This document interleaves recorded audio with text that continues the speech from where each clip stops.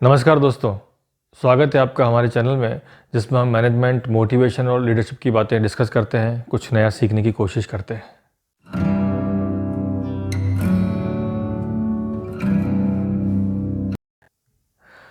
आज एक बहुत ही इम्पॉर्टेंट टॉपिक पर बात करेंगे, खासकर उन लोगों के लिए जो नया बिज़नेस शुरू करने वाले हैं या करना चाहते हैं। तो जैसा कि आपने टाइटल में पढ़ा कि how to calculate proper margins and profits. कई बार क्या होता है कि बिज़नेस में बहुत सारी चीज़ें प्रॉपरली कैलकुलेटेड नहीं होती है और आगे जाके आपको उसमें प्रॉब्लम होती है कि मेरा तो उसमें खर्चा ही नहीं निकल रहा है या मेरे एक्सपेंसेस ज़्यादा हैं, प्रॉफिट कम है, मार्जिन कम है। तो कभी भी आप कोई भी बिज़नेस करें तो उसके पहले आपको बहुत सारी चीज़ें देखनी चाहिए। सबसे पहले कि उस प्रोडक्ट का आपको कितना सेल मिलने वाला है, कितना मार्केट है उसका, क्योंकि वो बहुत बड़ी चीज़ है डिफ़ाइन करने की। क्योंकि जो मार्जिन या प्रॉफिट है वो बाद में आएगा। अभी जैसे मान लीजिए कि कोई एक प्रोडक्ट है, उसकी आपकी महीने की सेल है वो 1 लाख से ज़्यादा नहीं हो पाएगी, लेकिन उसमें आपको जो मार्जिन है वो आपको मान लीजिए 15 या 20% मिल रहा है। तो आपका महीने का जो ग्रॉस प्रॉफिट है वो 15 से 20 हज़ार है उस 1 लाख की सेल में। अब उसके अंदर आपको अपना खर्चा निकालना है। खर्चे के अंदर बहुत सारी चीज़ें आती हैं जो हम अलग से डिस्कस करेंगे कि उसमें आपका इंफ्रास्ट्रक्चर कॉस्ट है, आपकी कॉस्ट है, जो पैसा लगा है उसका इंटरेस्ट कॉस्ट है, और भी कई चीज़ें होती है उसके अंदर जो आपका वकील की फ़ीस है, पानी का बिल है, बिजली का बिल है, जो भी है उसको आपको मेंटेन करना है उस मार्जिन के अंदर।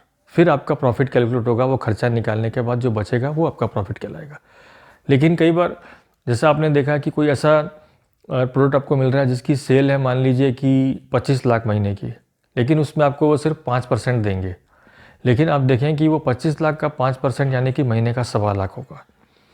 तो कहाँ जो आपको एक प्रोडक्ट है जिसके अंदर 1 लाख की सेल हो पा रही है लेकिन 15,000 मार्जिन है उसके अंदर, भले 15% है या 20% है, तो उसमें आपको 15 या 20 हज़ार ही मिल पाएंगे पूरे महीने में। लेकिन दूसरा जो प्रोडक्ट लाइन है उसमें आपको मार्जिन ज़्यादा है, तो आपको वॉल्यूम क्रिएट कर सकते हैं। तो आपको सबसे पहले ये देखना होता है कि मार्जिन कैलकुलेट करने से पहले कि उसका वॉल्यूम कितना बनेगा। कई बार ऐसा भी होता है कि जो कैरिंग एंड फॉरवर्डिंग एजेंट्स होते हैं, जो C&F जिनको बोलते हैं, सुपर डिस्ट्रीब्यूटर, उनको कई बार कोई प्रोडक्ट में 3 या 4% भी मिलता है सिर्फ, लेकिन उनका वॉल्यूम होता है 2 करोड़ 5 करोड़ महीने की सेल। तो आप देख सकते हैं कि मार्जिन भले कम है लेकिन वॉल्यूम ज़्यादा है। तो सबसे पहले आप इस चीज़ पे ध्यान दीजिए। फिर आपको प्रॉपरली कैलकुलेट करना है कि इसमें मेरा इन्वेस्टमेंट कितना जा रहा है। उस इन्वेस्टमेंट का एक बैंक रेट के हिसाब से आप इंटरेस्ट कैलकुलेट करिए, वो आपके खर्चे में आएगा। आप एज ए पर्सन उसमें काम कर रहे हैं तो आपकी क्या कॉस्ट है उसको आप ऐड करिए, क्योंकि आप अगर कहीं जॉब करते तो आप उतना पैसा कमाते, उसको आप थोड़े टाइम के लिए नज़रअंदाज भी कर सकते हैं अपनी कॉस्ट को, अगर आप नया बिज़नेस शुरू कर रहे हैं। लेकिन इफ़ेक्टिवली करना चाहिए, क्योंकि जो भी लिमिटेड कंपनीज या प्राइवेट लिमिटेड कंपनीज़ के डायरेक्टर हैं वो अपनी कंपनी से सैलरी उठाते हैं और वो सैलरी कंपनी के खर्चे में जाती है। जी हाँ। और आप अपने ऑफिस का जो किराया है उसको काउंट करिए, कोई अंदर कोई सफाई वाली रखी हुई है या कोई 1-2 एम्प्लॉई है उनकी कॉस्ट। तो ये आपका जो कॉस्ट आएगा, आपकी CA की फ़ीस है वगैरह, तो ये आपको कैलकुलेट करना ज़रूरी है। सिर्फ आप उससे अट्रैक्ट मत होइए कि इसमें इतना मार्जिन मिल रहा है और इसमें इतना हो रहा है, क्योंकि मैंने आपको बताया कि जो मिनरल वाटर इंडस्ट्री है, पानी की बॉटल बेचने की, जिसमें पानी का कॉस्ट में भी 2 रुपये भी नहीं है, या बॉटल मिला के वो 3 या 4 रुपये का भी नहीं है और 20-15 रुपये में बिकता है, लेकिन फिर भी लोग उसको कंपनी को नहीं चला पाते हैं और वो उसमें लॉस होता है। तो मार्जिन बहुत है, लेकिन आपको उसमें ओवरहेड्स कॉस्ट जो आपको कैलकुलेट करनी है कि उसका ट्रांसपोर्टेशन कॉस्ट ज़्यादा होता है, उसकी स्टोरेज है, आपकी लायबिलिटी है, अगर वो उस टाइम तक बिकता नहीं है तो वापस आपको लेना पड़ेगा, वगैरह वगैरह।